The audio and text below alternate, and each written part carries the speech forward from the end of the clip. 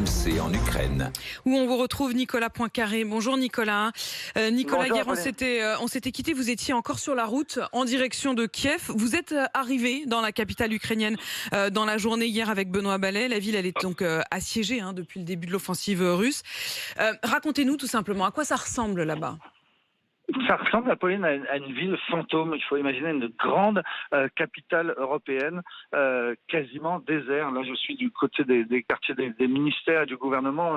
Depuis une demi-heure dans la rue, je n'ai pas vu passer un piéton, pas vu passer une voiture. Alors que le couvre-feu a été levé. Hier soir, du côté de la place Maïdan, c'était pareil, le désert total. Les seules personnes qu'on croise, ce sont les soldats, les miliciens qui tiennent des checkpoints à tous les carrefours, parce que la ville, effectivement, se militarise de plus en plus. Ça fait maintenant une semaine que la guerre a commencé ici, enfin que le siège a commencé ici, et militairement la ville est de plus en plus barricadée. Alors effectivement, donc plus rien ne fonctionne, les boutiques naturellement sont toutes fermées, les écoles naturellement aussi. La seule chose que l'on peut faire, c'est quelques courses. Heureusement, il reste à droite à gauche des petits supermarchés qui sont ouverts et il reste des choses à acheter pour l'instant. Donc on n'y a pas encore de ce point de vue-là la peur de bientôt manquer à manger. Les gens qu'on croise, les rares personnes qu'on croise, donc sont naturellement inquiets. Ils cachent pas une sorte de peur, mais c'est surtout une sidération, quoi. Ils ont du mal à comprendre ce qui leur arrive. Il y a 15 jours encore, ils n'avaient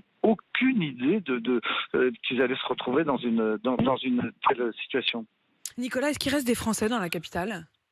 Alors pas beaucoup, c'est difficile d'évaluer le nombre. 2 bus étaient prévus hier pour les évacuer. Le premier a pu quitter la capitale, escorté par notamment des gens du ministère des Affaires étrangères français. Et puis malheureusement le deuxième bus a été annulé. On a tous reçu, parce que les journalistes aussi sont sur la liste des Français qui pourraient un jour avoir besoin d'une évacuation. Et on a tous reçu un texto dans l'après-midi pour nous dire le deuxième bus est annulé parce qu'il y a des bombardements à proximité de l'hôtel où le rendez-vous a été fixé. Donc voilà, ceux qui avaient prévu de partir dans le deuxième bus, ce sera sans doute pour plus tard.